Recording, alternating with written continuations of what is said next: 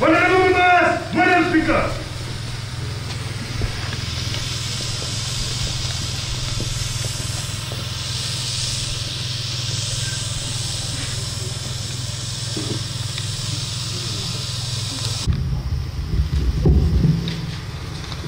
Let us pray. Government of the people, we beseech you to behold with your abundant favor as your servants whom you have been pleased to call to the performance of important tasks in this republic. Let your blessings descend upon us here assembled, and grant that we treat and consider all matters that shall come under our deliberation in so just and faithful a manner as to promote your honor and glory, and to advance the peace, prosperity, and welfare of our country, and of those whose interests you have committed to our church. Amen.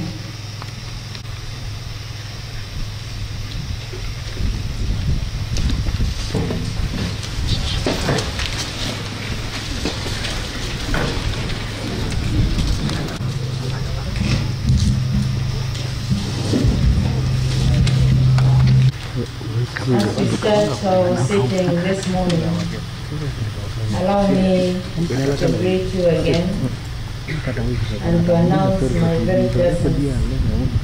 I have been away for about 3 weeks because I was unwell. And I thank God that I'm able to be here with you today and able to carry on with the function of this sitting outside the assembly. From the chair, honorable members, ladies and gentlemen who have welcomed us in their midst, I want to first appreciate the presence of guests that have come to grace our occasion today. We have a very good neighbor in the name of Kajiado County Assembly. The Honorable Speaker called me this morning and told me that he has graciously sent firstly 2 of his MCS to be with us.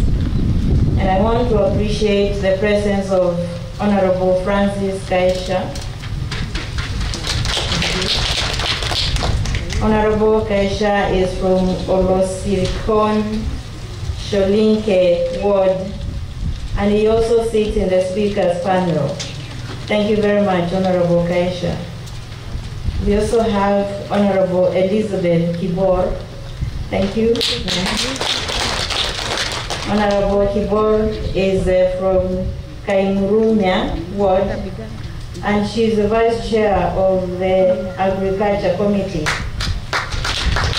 Honorable Majority Whip, maybe you need to share with her on the side when we are through. He is the chair of our Committee Agriculture and is also the Majority Whip.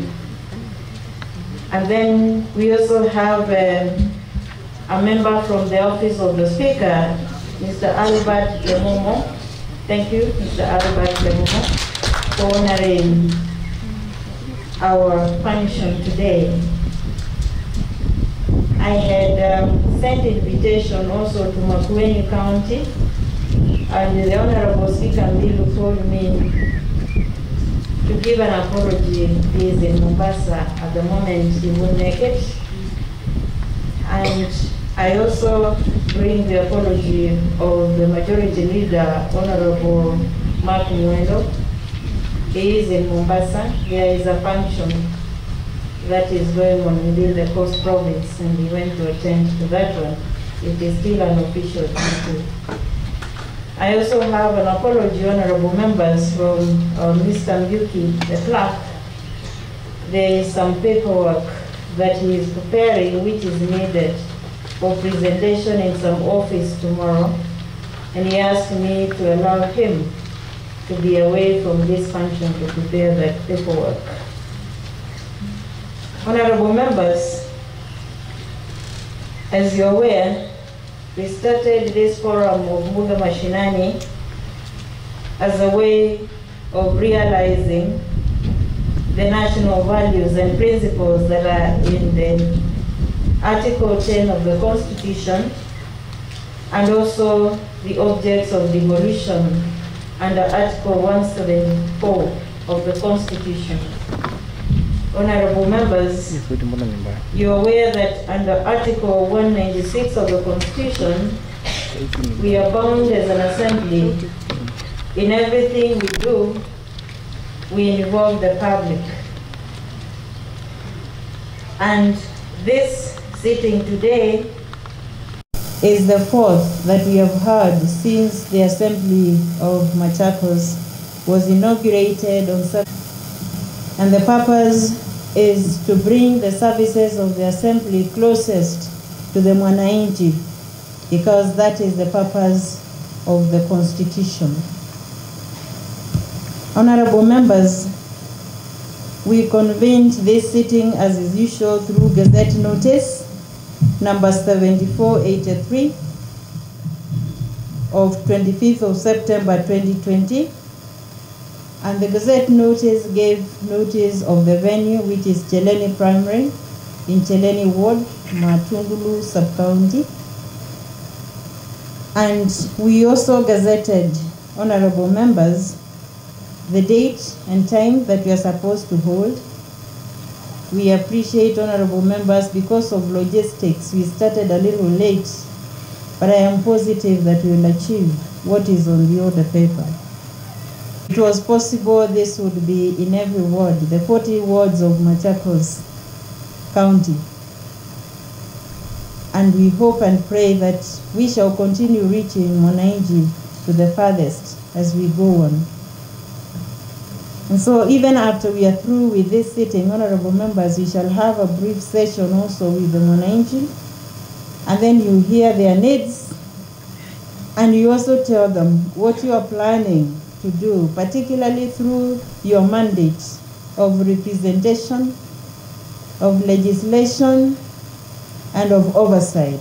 What you plan to do to make sure that the Mwananchi who is sitting with you gets their aspirations, and their aspirations is service to them. Honorable members, the other communication I have is on COVID-19. We will still remember, even as we meet outside of the assembly, we need to still keep observing the public health guidelines on COVID-19. Yesterday you saw the conference that the president addressed, and the concern of COVID-19, corona, is still very real among the human beings, not only in Kenya, but the whole world. And so as we continue carrying on our businesses, because we have to continue living, let us continue observing the guidelines so that we continue keeping safe from infection from that disease. Honorable members, I also have a communication on supplementary budget. Section 135, subsection 1 of the Public Finance Management Act, honorable members, provides that a county government may spend money that has not been appropriated if the amount appropriated for any purpose under the County Appropriation Act is insufficient, or a need has arisen for expenditure for purpose for which no amount has been appropriated by that act, or money has been withdrawn from the County Government Emergency Fund. Honorable members, you are aware that Section 35(2) of the same Act provides that a county government shall submit a supplementary budget in support of the additional expenditure for authority for spending to the county assembly. And so, honorable members, pursuant to that provision of the law, the Executive Committee member for Finance and Economic Planning has submitted Supplementary Budget 1 for financial year 2020-21 to the Assembly for approval. The said document, honorable members, was submitted to the Assembly on 22nd of September 2020. And so that supplementary budget estimate, Honorable Dominic, yes, thank you. That supplementary budget estimate is committed to the Budget and Appropriation Committee pursuant to Standing Order 186.3 for purposes of processing and tabling in the House as soon as possible for approval. Thank you. Mr. Clerk, proceed. Order number 3, messages. Proceed, please. Order number 4, petitions. Proceed. Order number 5, papers. Honorable members, under this order we have 2 businesses. The first one is by Honorable Musau Busa, and the second one is by Honorable Katumo Justus. Honorable Musau.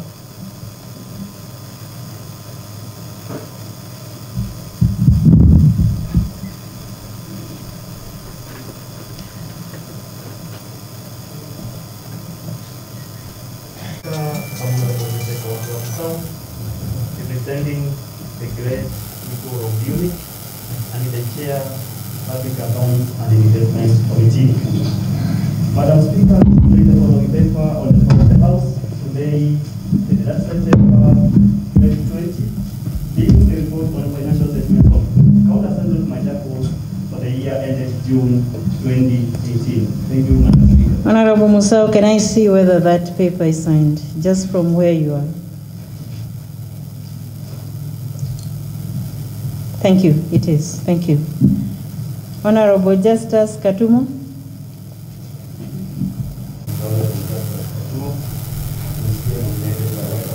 Honorable Katumo, just go closer to the mic. Yes, thank you. Honorable Justice Katumo, I'm here nominated by Wiper Party to represent persons with disabilities in Machakos County, the chair, World Development Projects, and the voice. Honorable Speaker, I wish to lay the following paper on the floor of the House today, Tuesday, 29 September 2020, the report of Joint Committee of World Projects and the Implementation Committee on the status of the World Development Project for the financial year 2018-2019 and 2019-2020. Thank you. Thank you, Honorable Katumo. Mr. Clerk, proceed.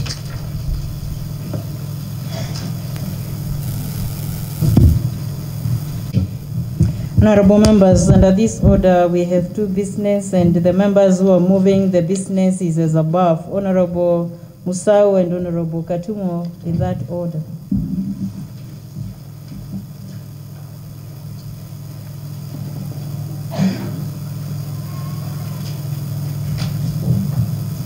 Once again, thank you, Madam Speaker, Honorable Musau.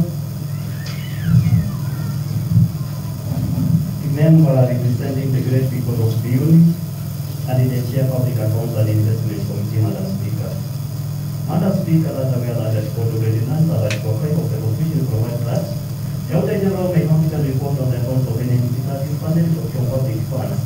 But we are at Article 29 of Article 9 of the Constitution. That is that only report shall be submitted to Parliament or the relevant from the Assembly, Madam Speaker. For the reason that the only report on the financial statement of the Assembly for the year ended June 2018 was received in the office of the Clerk on 18th October 2018. Madam Speaker, while we are that the report was submitted to the Committee for Public Accounts and Investment Standing Order number 185, suborder 2, clause B and C, that states that the Public Accounts and Investment Committee shall be responsible for the examination of reports, accounts, and working of the account public investment and whether the affairs of the public investments are being managed in accordance with sound financial or business principles and prudent commercial practices. Madam Speaker, aware that the Assembly forwarded the response of this report to the Office of the Accountant General that was received on 31st August 2020, informed that after 1 week of receipt of the response, the committee on 7th September 2020 invited the accounting officer, interrogated him, and subsequently compiled a report. Madam Speaker, I wish to give a notice of motion that this House discuss and approve the report of financial statements of Machakos County Assembly of Machakos for the year ended June 2018. Thank you, Madam Speaker. Speaker, my name once again is Honorable Justice Katumo, nominated by Wiper Party Kenya to represent persons with disabilities in Machakos County, the chairperson, Ward Projects Committee, and the voice. Honorable Speaker, that are aware that the Constitution of Kenya 2010 creates a decentralized system of government wherein two of the three arms of government, namely the legislature and the executive, are involved through the 47 political and administrative counties as provided for under Article 6 and specified in the first schedule. Aware that the primary objective of decentralization is to devolve power, resources, and representation down to the local level, acknowledge that various laws have been enacted by both the National Parliament and the County Assembly to create strategies for the implementation framework and the adoption on which objective of devolution can be achieved.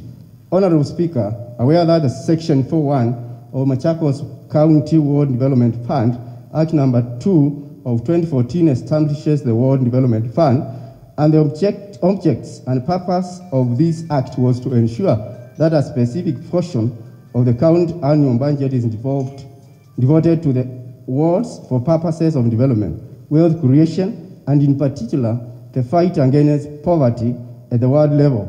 However, the fund had not been operationalized.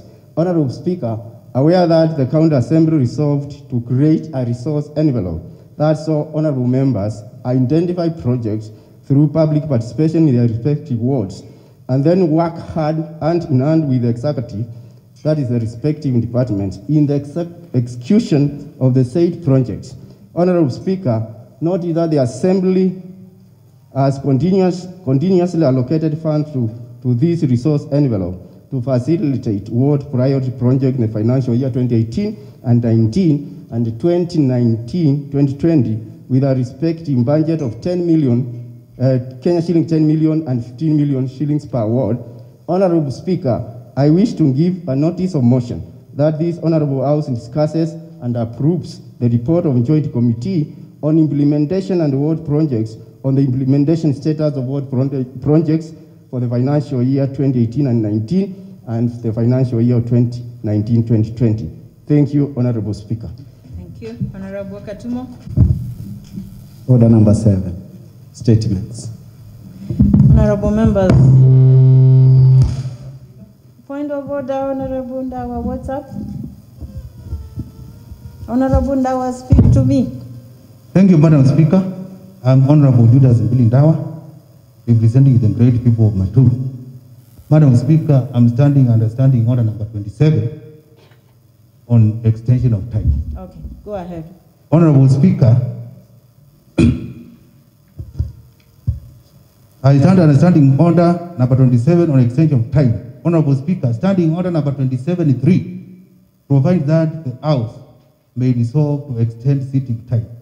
Honorable Speaker, standing order number 27.4 provides that such a motion be moved 30 minutes before the time of the adjournment. Honorable Speaker, I wish to move the motion that this House resolves to extend sitting time until the business in the order paper is completed. Thank you, Madam Speaker. I call upon Honorable Francis Ngunga to second my motion. Thank you. Honorable Francis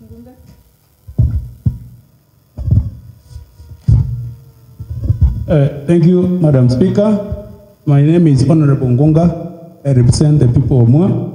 I stand to second the motion already on the floor by Honorable Mbilindawa for extension of the House until the business of the House is complete. Madam Speaker, You can see the enthusiasm with which Honorable Kasioki has mobilized the public. In this connection, therefore, Mr. Speaker, Madam Speaker, I beg the House to resolve that this House sits until we finish the business in the order paper. Thank you, Madam Speaker. Honorable members, the two members, the mover of the motion and the seconder, have spoken. As many as of the opinion that we extend time, say aye. Aye. As many as of the contrary opinion, say nay. The ayes have it. So we extend time. Thank you. Proceed, Mr. Clerk. Order number 7, statement. Thank you. So, honorable members, we had reached almost this point when we realized we needed to extend time, and thank you, Honorable Ndawa, Honorable Bunga for that, and the members. So, under this business, under this order, we have 4 business, honorable members. And the first business is by the majority leader. I can see the majority deputy leader is here. The second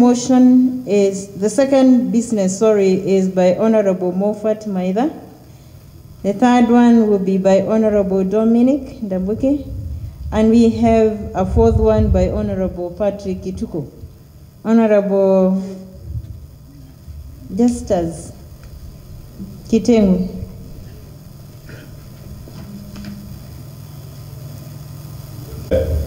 Thank you, Honorable Speaker.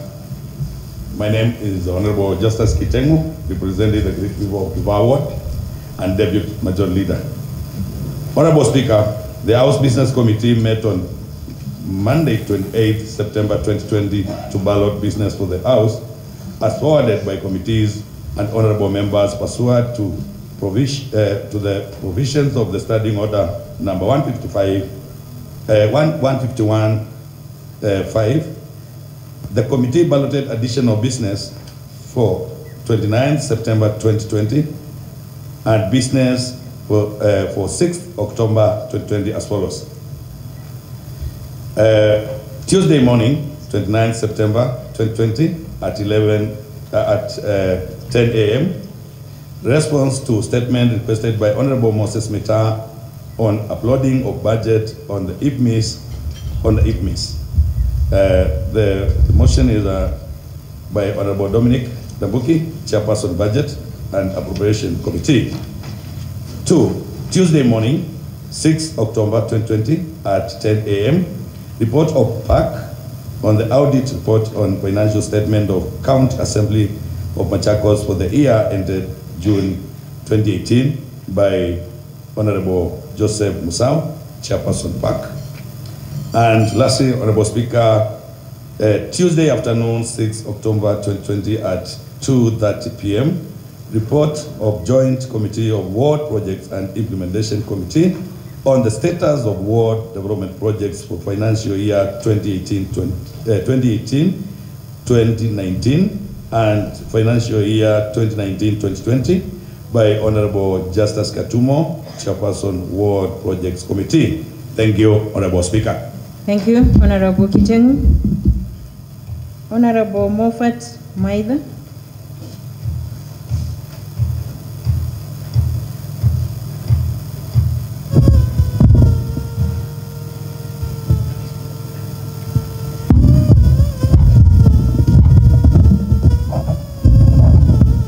Honorable Speaker, my name is Honorable Moffat Maitha, representing the people of Matungulu West Ward. Honorable Speaker, OCO use affects approximately 1.3 billion people globally and contributes to 3.5% of global health problems and disability, according to World Health Organization report of 2004. In Kenya, 60% of alcohol consumed is illicit brew, according to Nakanda 2002 report, despite being declared illegal in 1978 through a presidential decree. Honorable Speaker, mass instances of blindness massive deaths, low standards of education, poverty, and deteriorating health conditions directly affect the consumers and the society at large. Honorable Speaker, the Alcohol Control Act of 2010, revised in 2012, was enacted to regulate the quantity and hours of alcohol consumption, and further, the county as an existing Liquor Licensing Act 2015. Honorable Speaker, the rate of consumption of illicit brew in the country currently is on rise, and this has been occasioned by the closure of bars. The sale of this illicit brew is being done in unhygienic conditions and the premises, hence endangering the lives of our people. Further, Honorable Speaker, the sale is being done under the full glare of national and the county administration. Honorable Speaker, pursuant to Standing Order number 41-2, I wish to seek a statement on what the county government of Machakos is doing to ensure that trade of illicit brew is not done in the county. Thank you, Honorable Speaker. Thank you, Honorable Maitha. Honorable members, as is the custom, we normally comment briefly when a member seeks a statement before we commit it to the relevant committee. And I welcome any member who has a comment to make, but I want to put a caveat. We will be brief because the business is a lot, and at the same time, we will speak in Kiswahili. Yes. I can see Honorable Alice is celebrating.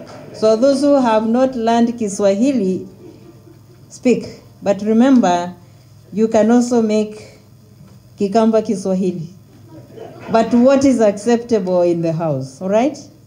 So let us go on. Honorable Helen.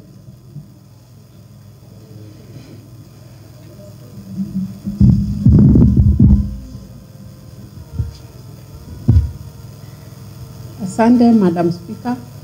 I stand to support the statement. Now, Honorable Helen Detty.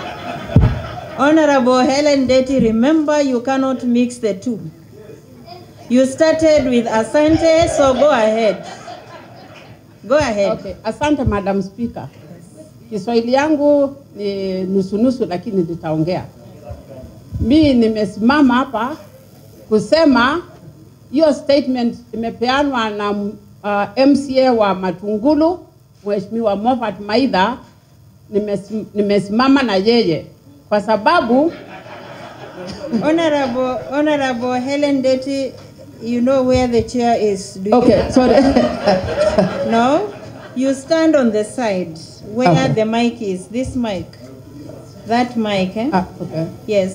Msicheke, msimchekede kwa sababu Kiswahili sio nzuri sana, lakini nimesimama kusema hiyo statement Mheshimiwa Mofat Maitha ametuletea, mimi namuunga mkono kwa sababu vile amesema pombe nyingi hasa area zetu Ukambani zinatengenezwa bila kufuata sheria ya huduma ya health. Na ukinywa pombe kama hiyo, badala ya kukupatia mwili good health, good health. Order, members, order, members, order. Hiyo pombe inakuja inakupatia maugonjwa. Hiyo maugonjwa inafanya kaunti yetu pesa zile tunatakiwa tuwe tunatumia kwa kujenga majia, kujenga mahospitali, kujenga mashule, badala ya kutumia hizo pesa tunatumia kwa kununua mandawa. Honorable Ngunga, you have what? Can members sanitize? Make sure you use a sanitized mic. Madam Speaker, I stand to ask for your indulgence. Again, my name is Honorable Ngonga. representing the great people of Mua Ward. Madam Speaker, I want to ask for your mercy and indulgence so that you allow members to participate in this debate in languages that they are comfortable. I can see the pain with which Honorable Kyeleni is undergoing. And of course, Madam Speaker, having looked at the crowd that is before us, I have seen they are fairly learned, and I'm sure the absorption rate is going to be the fairer, if you allow us, Madam Speaker, so that we indulge in both Kiswahili and English, preferably where a member feels comfortable. Because I can see we are going to struggle. Madam, you're asking, Honorable Ngunga. I'm asking for your mercy so that you allow us. Hold on. I have got what you're saying. That we mix English and Kiswahili. Yes, Madam Speaker. That is what you want? Yes. All right, let's go on. I hear what you are. Thank you, Madam Speaker. Thank you, Madam Speaker. But Mheshimiwa Ngunga, thank you very much. Menisaidia because anyway, vile nilikuwa nasema tukiendelea na kuacha watu wakunywe pombe ambao ni halali, pombe ambao imetengenezwa na kukosa kufuata sheria ya health, inaleta maugonjwa kwetu, na badala ya kutumia pesa ya kujenga majia na kujenga shule za watoto na kujenga mahospitali, hizo pesa zinatumika na kununua madawa. Na mnajua Kenya tuna factories ambao inatengeneza madawa nyingi ambao tunahitaji. Hiyo factories siko ng'ambo. Na unajua bei ya dola kwa leo ni 110 kwa shilingi 110 shillings per $1. Ikiwa ni kuimport madawa kama hiyo, pesa sote za county sitaenda na kununua madawa, sija kutreat watu wetu ambao wamekuwa wagonjwa kulingana na kukunywa pombe ambao ni halali. Kwa hivyo mimi naunga mkono na nimesema hiyo statement. Mheshimiwa Maitha, umefanya kazi mzuri. Asanteni sana. Wetu Moffat, Mheshimiwa wa Matungulu West. Nikisema kwamba Madam Speaker, ukiangalia miaka yangu niko na experience ambayo naweza kuzungumzia miji na mambo ya chang'aa zaidi. Madam Speaker, historia ambao hata ile record tumeelezewa na Mheshimiwa wetu Moffat inaonyeshana kwamba chang'aa, the illicit brew, imeleta madhara mengi sana katika miji yetu. Imeleta madhara, miji imefunjika kwa familia na zaidi kwa wazazi na zaidi wanaume ambao wanatumia chang'aa, kwa sababu Madam Speaker, hiyo pombe illicit brew zaidi utakuta wanaume ndio wanaitumia kidogo, tena labda kina mama wanaipika. Madam Speaker, ile kitu nazungumzia leo, ningeliuliza katika bunge letu kwanza, Madam Speaker, tufanye research kidogo ambayo imefanyika, tujue nani ambao wanatengeneza chang'aa. Na historia, Madam Speaker, ambao tuko nao ni wananchi tu wetu wa Kenya, na zaidi utakuta hii chang'aa, kwa sababu mimi mwenyewe Madam Speaker nikikuelezea tuzungumze kidogo, nilizaliwa hii area ya Kyeleni lakini nikahamia Tala, na kwamba katika hii mto wetu wa Hadhi, Madam Speaker, tuko na chang'aa nyingi, it is in record. Hata ni ajabu na nzuri moja na Mheshimiwa Moffat ametuletea hii jalala, kwa sababu Hadhi iko hapa tu karibu na sisi.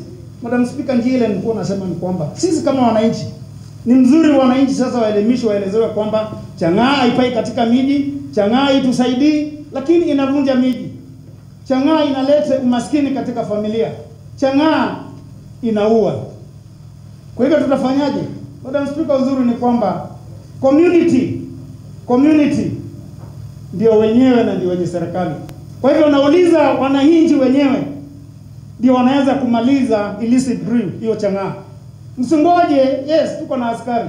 Ilikuwa nikifanya kazi ya askari, lakini mwananchi ndiye mtu wa maana, kwa sababu anajua ile area ambayo inapikiwa chang'aa, area mali na wenye kusupply, yani wenye kuuza. Kwa hivyo chang'aa iko katika phases fulani, Madam Speaker. Mwenye kununua, mwenye kupika na mwenye kwenda kuuza.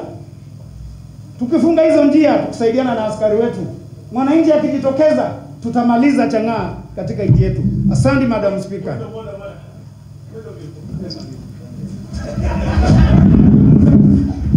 Asante sana Bi Speaker. Yangu Madam Speaker ni kitaka kusema ya kwamba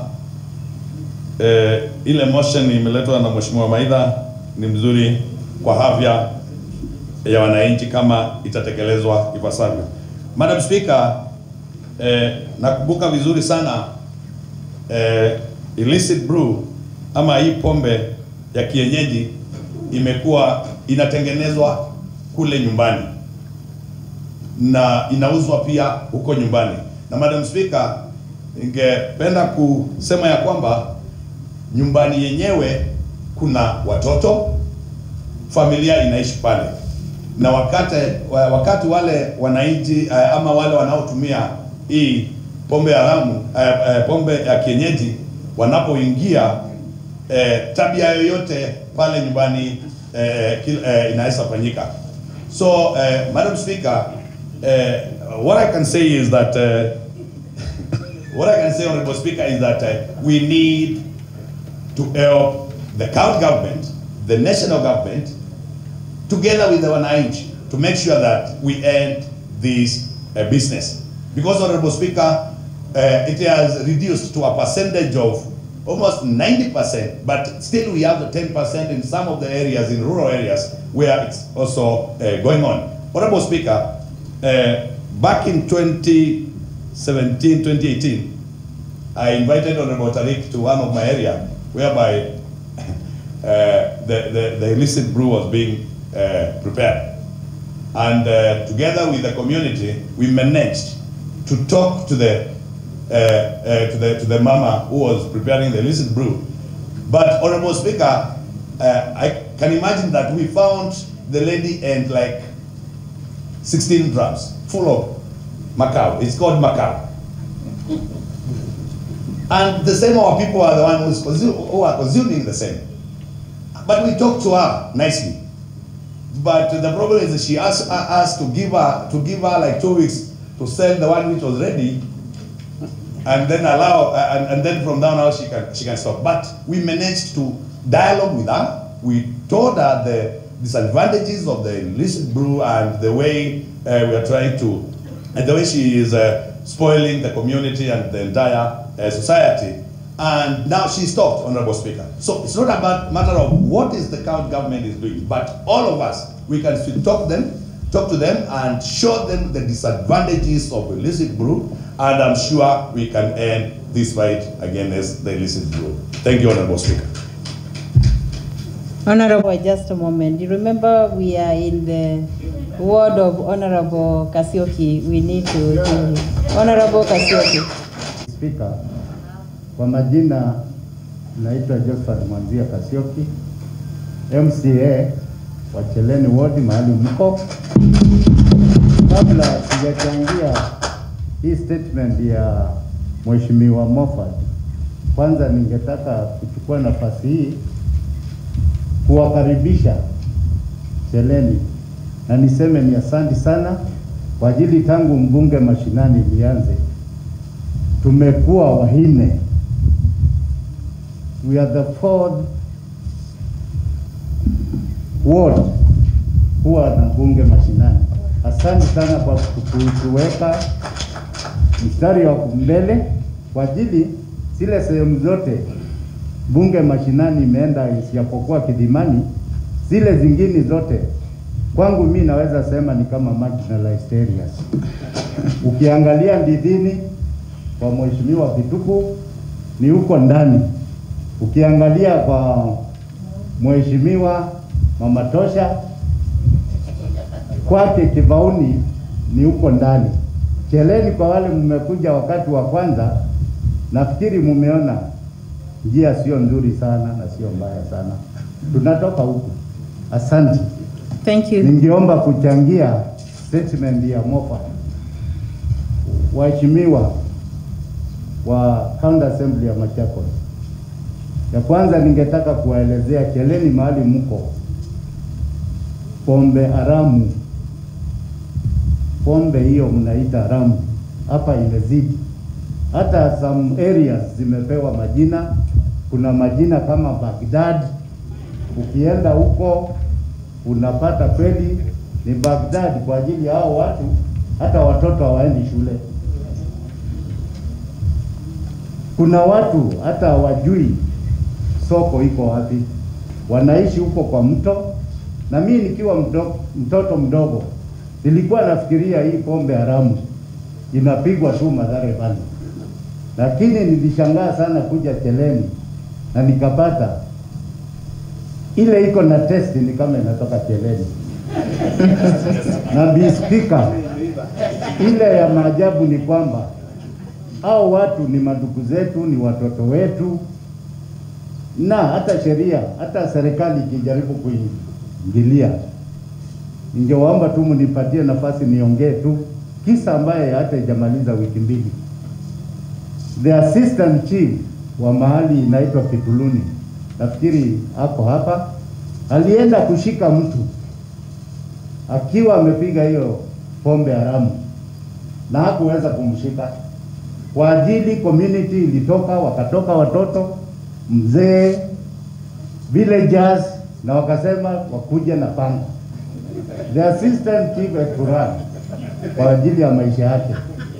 Kwa hivyo Moffat na kuunga mkono wakati umesimama ukasoma hiyo statement, kwa ajili hata ingawa tulikuwa tumeiongea, nilikuwa inasikia inaniuma na nilikuwa nataka niongee hapa kwa ajili hao watu wa Kyeleni. Tafadhalini, hizo enzi ziliisha. Hizi ni enzi za kusomesha watoto na tutafute njia ambayo tunaweza kuwalea nayo. Hatuwezi lea watoto na pombe haramu. Kama ingekuwa ni pombe ile inaruhusiwa, mnajua kama wazee kulikuwa pombe inapigwa na miratina, it is healthy. Lakini chang'aa inapigwa na dawa za mocha na inawekwa vitu zingine mbaya, hata uwezi sema mbele ya watoto. Vitu mbaya zinawekwa kwa hiyo pombe. Kwa hivyo langu tu, kama kuna chochote county government na national government ingeweza kufanya, na haswa hii sehemu inaitwa Kyeleni, wangetusaidia sana. Bi Speaker, hata senior sergeant wetu hapa juzi aliumwa kidole akishika mtu wa, na ukifikiria huyo ni law enforcement officer, akiumwa, je, kama asiri angemshika atoe bunduki, si angemuua? Hakumuua, alimusamea, karudi akaitisha reinforcement. Kwa hivyo wale mnachangia, mchangie mkijua hii ni kama ugonjwa, na tungeomba watu wa Kyeleni tusaidike. Bi Speaker, kwa hayo machache, asante sana. Thank you, Dawa. Very briefly, I allowed Honorable Kasioki latitude because you appreciate he is in his ward. Thank you, Bi Speaker. My name is Judas Dawa, representing the great people of Matu. This is Matu that produce men, not Matuma Mwetu. Yes, there is another Matu here, Madam Speaker. I want to make it clear. Honorable Dawa, I also saw the second Matu, but remember, you've not registered a patent for the old Matu. So let's just leave it at that, Honorable Maitha. It's all right. Both areas produce men and women. Let's go on. Honorable Dawa. Thank you, Madam Speaker. I want to stand here and also support the statement brought by Honorable Moffat Maitha. I believe the statement is co-owned by both MCA Maitha and Honorable Kasioki, because they discussed it before it was brought to the House business. Madam Speaker, I want to be very clear here. The issue of illicit blue is something which needs to have been addressed long time ago to be enforced. Madam Speaker, we have a law we have the Alcohol Control Act of 2010, which was revised in the year 2012, and it was enacted to regulate the quality and hours of alcohol consumption. So, Madam Speaker, since we have the law, it means now the law enforcers are sleeping on their job. Let us be very clear. Madam Speaker, the Deputy County Commissioner, who is supposed to be in charge of the security in the area, is also sleeping on the job. The Sub-County Commander, we cannot be told that an officer went to arrest people there and he was beaten. What are you telling us? What are you telling us? Honorable Speaker, the issue of security is not involved. It is an issue of the national government. What we need to do is to have what we call intergovernmental, the county government and the national government to come together and address this. We may not sit around and say it is not our function. The people who are taking this blue are our electorate. They are our brothers. They are our sisters. Madam Speaker, the way this blue is prepared, it's very funny. They don't prepare it at their homes. It is prepared in the rivers. You go to River Hadi, that is where they dig those, they bury those drums and put whatever they want to put there. Madam Speaker, if we don't take action, our people will continue becoming blind. We are going to continue losing lives, and our people will not go to school. Our kids will not go to school because of this. And even, Madam Speaker, if one is drunk, the moment he lands in his bed, he just go off. So at the end of the day, Madam Speaker, we are not going to have kids in our area. And we are Honorable Ndawa, can you wind up? So, Madam Speaker, to wind up, I want to say, let the enforcement officers, the Deputy County Commissioner, with a team to the Assistant Chief, from up downwards, let the Sub-County Commander with the OCS and officers from top to bottom, let them address this issue once and for all. We don't want to hear the issue of illicit blue in this area. Thank you, Madam Speaker. Honorable Mweni. And our boys are sleeping down the bed instead of, yes. So we want our people in Ukambani to get to the president, and the people are not giving back. So, Madam Speaker, we need the boys to get married and up the population. Thank you. Thank you, Honorable Wanze. Members, order, members. Thank you. Asante Bi Speaker, kwa majina ninaitwa Angela Munyasia, nimeteuliwa na chama cha Wiper Democratic Movement. Kwa hii kauli ambayo imetekelezwa na mheshimiwa, ningependa kusema kuchangia nikisema ya kwamba vijana wetu ndio tegemeo letu la kesho. Na hakuna sheria yoyote, hakuna sheria kwa hii nchi, kwa hii dunia, kwa pahali popote ambayo itaweza kutekeleza tabia ya mtu kama yeye mwenyewe hataki kuitekeleza. Kwa hivyo ningependa kuomba wanarika wetu wajue ya kwamba ukitaka kujua maendeleo ya jamii, ukitaka kujua maendeleo ya nchi, ukitaka kujua maendeleo ya dunia, angalia wanarika. Kwa hivyo tuangalie, tujue ya kwamba ni jukumu letu kama wanarika. Akina mama tuko na uwezo mkubwa wa kuonyesha wanarika wetu njia ambayo watapitia. Kwa sababu wakati tulikuwa watoto wadogo tulikuwa tunaona akina mama akikupata kwa njia, unaongea na kijana ukiwa msichana mdogo, huyu mama alikuwa na jukumu ya kukurekebisha, kukuchapa na kukurudisha nyumbani kwenu. Tukuchukue hiyo jukumu na tusiseme tutaita polisi, tusiseme tutaita chief, tusiseme tutaita baba yako au mama yako. Wewe mwenyewe chukua hiyo jukumu, ujirekebishe na ujue ni maisha yako ambayo unachunga.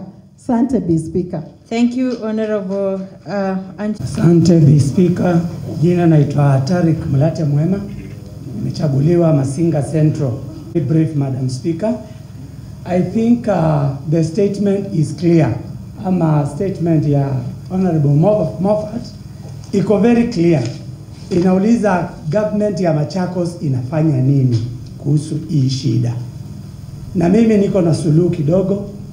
I think county government, kwa sababu tunajua jukumu kubwa iko kwa national government, kwa chief, county commissioner na maaskari au wengine, lakini us as the county government tunatakiwa tukae chini kwanza, tutafute vile tutakuja na baraza kwenye hao vijana, tuwakaribie wajue kwanza hatari ya kukunywa pombe, kwa sababu wengi wameacha shule, anaona akikunywa pombe ndio itakuwa kitu ile muhimu zaidi. The next option ni ya corruption. Uwezi niambia hawa maaskari anaenda anapatiwa pesa na huyo mtu, alafu tumwambie aende akashike huyo mtu. Ndio unaona somebody was supposed to go and arrest somebody and it was impossible kwa sababu anajuana through the corruption. So I think these two issues are very important, educating our youths and also tuangalie mambo ya corruption sana. Asante Mr. Speaker. Thank you, Honorable Mulat. Speaker, I'm Cosmas Masesi, Matungulu East Ward, member to the County Assembly. Madam Speaker, if you allow me, I would like to quote a phrase in Kikamba, because they have allowed us to do so, Madam Speaker. Madam Speaker, Mokamba isi okay, demo mina mosi. Now, Madam Speaker, we are aware that, Madam Speaker, Mondolo nusa okay musindewe. Madam Speaker, Mondu walk in the Soviawe. Madam Speaker, Mondu kunyoki Honorable Cosmas. So, Madam Speaker, I'm saying... You're breaking a lot of rules, Honorable Cosmas. Madam Speaker, right? I'm in full support that as county government, we have a lot. Madam Speaker, we need to enforce and support the national government in making sure that our people don't abuse this brew, Madam Speaker. Otherwise, Madam Speaker, this will entirely affect the whole community, and we do represent these members in the County Assembly, and it will not be good for us, Madam Speaker, just to keep on watching while they are going amiss. Thank you, Madam Speaker. Thank you. The fair gender a chance. Honorable Alice. Asante kwa kunipa nafasi. Majina yangu ni Mheshimiwa Alice Nzioka. Nimeteuliwa na Chama cha Maendeleo Chapter katika bunge la Machakos. Speaker, nichukue hii fursa nikushukuru ni kwa ajili ya hatua kama bunge tumefanya. Tumeleta bunge mashinani ili wale wananchi ambao wamechaguana waone ile kazi muhimu ambao tunafanya. Ni hatua kubwa kama bunge, hata wao wenyewe watajua huwa kuna kazi. Maana kuna kazi ya kufikiria mwanzo ili uongee jambo ambalo litaeleweka. Waswahili Speaker anasema panapo wazee hapaharibiki neno. Ni washukuru wananchi wa Kyeleni kwa kuleta ama kumchagua Mheshimiwa Kasioki. Walimleta kwa uangalifu mkuu sana. Maana hata katika bunge ukisikia Mheshimiwa Kasioki anaongea, jaribu kusikiza, usikia na jambo. Waswahili wanasema jungu kuu alikosi ukoko. Ndani yake kuna kitu. Speaker, kuna kauli imeletwa na Mheshimiwa Moffat juu ya pombe haramu. Speaker, nikwambie bunge lililopita mimi nilikuja hapa Kyeleni kwenye kamati na mheshimiwa aliyekuwa mheshimiwa wa hapa, Mheshimiwa Benson, na mshangao mkubwa wakati tulienda hadi kuangalia mto hadi kuona wale ambao walikuwa kitengeza. Nilishindwa, watu wanaingia kwa maji kama samaki. Mtu anajaribu kukimbia avuke maji. Speaker, ona hiyo hatari. Unakimbia, unaogopa na unapata mauti. Speaker, sisi kama wanawake kaunti ya Machakos haraka sana tutatengeneza maandamano. Maana kama hatutafanya hivyo tutapoteza wazee wetu, tutapoteza vijana wetu. Speaker, mama nyumbani weka siri. Kwenye mahali kama mkutano uite wanawake wakueleze juu ya pombe haramu. Speaker, ni shida kubwa. Sisi wanawake uvumilia mengi na hii pombe imeleta shida. Wewe umeachwa nyumbani kama mama, mmewe ameenda kunywa, anakuja anasema nipe chakula. Chakula umetoa wapi? Mpaka amesababisha akina mama kwenda nje ya ndoa, maana mama analilia mtoto kuona kwamba mtoto amekaa maisha mazuri. Mimi nimesema kama mheshimiwa bunge la Machakos, kuna shida ambayo imeletwa kaunti yetu na Kenya jumla ya ufisadi. Imekuwa wale ambao wanaangalia wa utawala wamehesabu jamii ama miji fulani kwamba kama askari huwezi kwenda hapo hiyo boma, maana ashatoa kodi, wanaita kodi. Ametoa ongo ili aendelee na kuharibu. Bispika, sisi kama waheshimiwa kaunti ya Machakos tumesema kwamba tumekataa pombe haramu, maana kama hiyo pombe itaendelea tutakuwa na watu ambao hawawezi ajibika. Bispika, asante sana. Mheshimiwa Moffat, asante sana kwa kuangalia mwelekeo wa kaunti yetu na Kenya kwa jumla. Asante. You giving the members opportunity to contribute to this statement. I've looked at the next statement. There may be not much. So let us... Honorable members present, my name is Jacqueline Ziva, representing the great people of Ikombe Ward and the minority chief whip in this county assembly of Machakos. I would like to support and applaud Honorable Moffat Maitha for this statement, because you realize that illicit brewing causes divorce in our homes, in our families. Illicit brewing also makes our men, the ones who use the alcohol, they will have less in their homes, less power. Na Madam Speaker, tunajua kwamba venye tumesikia Kyeleni, hii pombe watu wanaitumia sana. Tunataka Mheshimiwa Kasioki hata wengine wapate kura mingi sana hata wakati ujao. Kwa hivyo hiyo watu wakiendelea na kunywa hiyo chang'aa, really hatutapata watoto wengi na hatutapata kura mingi sana. Kwa hivyo nawasihi, I think the county government together in conjunction with the national government needs to look on ways on how to enhance opportunities to stop this illicit brewing. Unapata kwamba hiyo pombe watu wakiendelea na kunywa at least hakutakuwa na hata watu hawatasoma. Nakumbuka vizuri sana my neighbors home down there in Ikombe Ward. Those people who used to brew chang'aa and even brew sit muguka, many of their children could not go to school. So I strongly support this motion and ask our government to see opportunities to curb these manners. Thank you so much, Madam Speaker. Thank you, Honorable Ikusia. Thank you, Madam Speaker.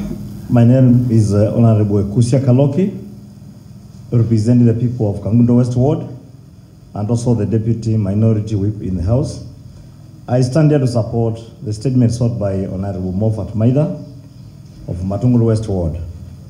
Madam Speaker and the members of this House, I want to say that illicit brews, the so-called chang'aa, is a serious disaster.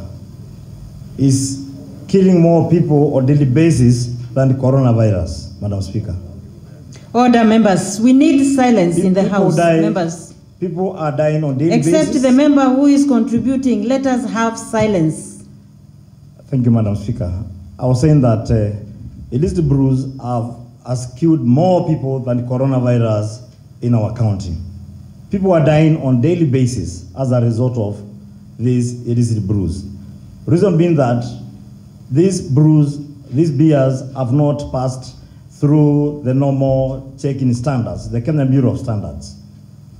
And the people who take these brews, they seem to have somehow, they seem to be somehow desperate. It's like they have already given up in life. They don't care at all of what the consequences are going to happen after taking these brews. But Madam Speaker, I want to say this. This is supposed to be, or rather, we need a serious exercise, a serious crackdown between the county government and the national government. We cannot win this war as a county government. We need the law enforcers. We need the provincial administration, which has completely failed us. The chiefs assistant chiefs, the village elders, the DOs, and the DCs. It's a cartel, all right from the top to the bottom. Wanaambiwa every week, I need so much money from so and so, from so and so, na jioni napata chief anapata yake, assistant chief anapata yake, DC by Friday anapata ile share yake. They know the people who are engaged in this kind of business, Madam Speaker. They're just protecting them. The other day we had a case in my village where we sent an assistant chief to arrest a changa dealer and also a bank dealer. Na akaniambia, send me a motorbike. In 10 minutes, akaniambia nimeambia huyo mtu ametoroka. Simply because they just wanted to sugarcoat me, to show me that they're actually doing something, but they had already pocketed some money from that dealer. Madam Speaker, it's high time, as the community, tukae chini, tuseme, ule chifu atapatikana kwake, kuna changa, kuna karubu, kuna nini, aende nyumbani. Tunashinda tukiwapembeleza, watoto wetu wanapoteza macho, na wakiulizwa wanasema hata mkizima hata tutaendelea kukunywa. Sio taa imezimwa, ni macho imefanya nini? Imepotea, Madam Speaker. Kama vile viongozi wengine wamezungumza, Madam Speaker, very soon we are going to close down our ECDs. Very soon we may not even need the budget for building or constructing ECD classes. If you remember the case of Moranga, women demonstrated in the streets, wakasema hakuna watoto wadogo. Na wengine wamesema wamekosa watu wa kuwaoa, si ni kweli? Madam Speaker, if this continues, we may lose a certain generation in our society. It's high time we come together as a community, we come together as a county government, and sit down with the national government and come up with a serious framework on how to put a permanent stop to this illicit brews. Thank you, Madam Speaker. Thank you, Honorable Ikusia. Honorable members, this statement is committed to the Committee on Culture, Tourism and Social Welfare, and it is to bring a report to the House within 30 days. That is on or before the 27th day of October 2020. Thank you, honorable members. The next business, honorable members, is by Honorable Dominic Ndambuki. Honorable Dominic Ndambuki.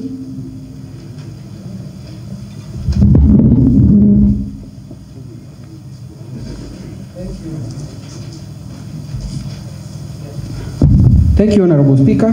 My name is Honorable Dominic Ndambuki, Chairperson, Budget and Appropriations Committee, and also the MCA Kyeleni Central Ward. Honorable Speaker, pursuant to Standing Order number 41, Sub Order 1, a statement was sought in the House on 28 July 2020, seeking information from the County Treasury as follows. A, the Chief Officer, Finance and Revenue Collection, should forward the IFMIS report of the uploaded fiscal year 2020-2021 budget estimates to the County Assembly through the Office of the Clerk.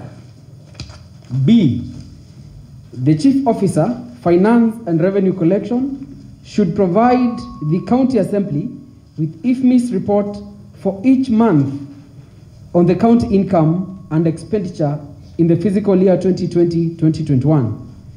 The statement was committed to the Budget and Appropriation Committee to report back in the House within 14 days from the time the statement was sought. Consequently, the statement was communicated to the County Treasury through letters dated 3rd, 5th, and 19th August 2020. Machakos County approved budget for fiscal year 2020-2021 overview. Honorable Speaker, the approved budget for fiscal year 2020-2021 is as follows. Revenue. 1, equitable share for the actuals for the fiscal year 2018-2019, 10,205,285,227 Kenya shillings. Printed estimates for fiscal year 2019-2020, 8,223,915,000 Kenya shillings. Budget estimates for fiscal year 2020-2021, 8,039,100,000 Kenya shillings. We look at conditional grants. We start with level 5 hospital. Actual for fiscal year 2018-2019. We're doing a comparison, Honorable Speaker, within the 3 years from 2018 to 2020. Level 5 hospital, 2018-2019, 383,583,815 Kenya shillings. 2019-2020, 383,583,815 Kenya shillings. 2020-2021, 383,583,815 Kenya shillings. Second conditional grant, compensation for user fees forgone. 2018-2019, 24,129,039 Kenya shillings. 2019-2020, 24,129,039 Kenya shillings. 2020-2021, 24,129,039 Kenya shillings. Another conditional grant, leasing of medical equipment. 2018-2019, nil. 2019-2020, 131,914,894 Kenya shillings. 2020-2021, 132,021,277 Kenya shillings. Another conditional grant, rehabilitation of youth polytechnics. 2018-2019, 40,992,724 Kenya shillings. 2019-2020, 51,093,298 Kenya shillings. 2020-2021, 62,714,894 Kenya shillings. Another conditional grant, road maintenance levy fund. 2018-2019, 219,084,683 Kenya shillings. 2019-2020, 361,687,117 Kenya shillings. 2020-2021, 239,604,947 Kenya shillings. Another grant is Agricultural Sector Development Support Program 2 under SIDA. 2018-2019, 7,684,832 Kenya shillings. 2019-2020, 17,869,663 Kenya shillings. 2020-2021, 13,079,999,640 Kenya shillings. Another grant is Kenya Devolution Support Project, Level 1, from World Bank. 2018-2019, nil. 2019-2020, 83,423,784 Kenya shillings. 2020-2021, 45 million Kenya shillings. Another grant is Kenya Urban Support Program from World Bank, UIG. 2018-2019, 41,200,000 Kenya shillings. 2019-2020, 8.8 million Kenya shillings. 2020 Kenya shillings. 2019-2020, 24,843,750 Kenya shillings. 2020-2021, 22,050,000 Kenya shillings. Another grant is Universal Healthcare Project, 20,000. Point of order, Honorable Dominic Ndabuki from Honorable Majority Whip. Thank you, Madam Speaker. Honorable Moses Mita, representing Kangundo Central Ward people. I would request your indulgence, Madam Speaker. The statement which had been sought was for the current financial year 2020-2021, and I would request, if possible, the chairman can concentrate on the current year, because that was our point of concern. Thank you, Madam Speaker. Thank you. Figures, and I have even asked whether it's on the website, because as we are also discussing it, the members of the public who have smartphones or a way of accessing our website can also be reading. Then I also got scared of these many figures. And I know Honorable Dominic Ndabuki has a way of reading it very fast. And I also know his capacities, especially on budget. Maybe he had a good reason to do a comparison. And I would ask him to guide us on the shortest way out of it, Honorable Ndabuki, in the circumstances we are in. You understand? Yeah, but we really appreciate the comparative nature of the report you've given us. And we really appreciate your gift of reading these figures. If you gave me, I would read them until tomorrow. But I know you can do it in a very short while. All the same, because of the circumstances we are in, just guide us, which is the best way.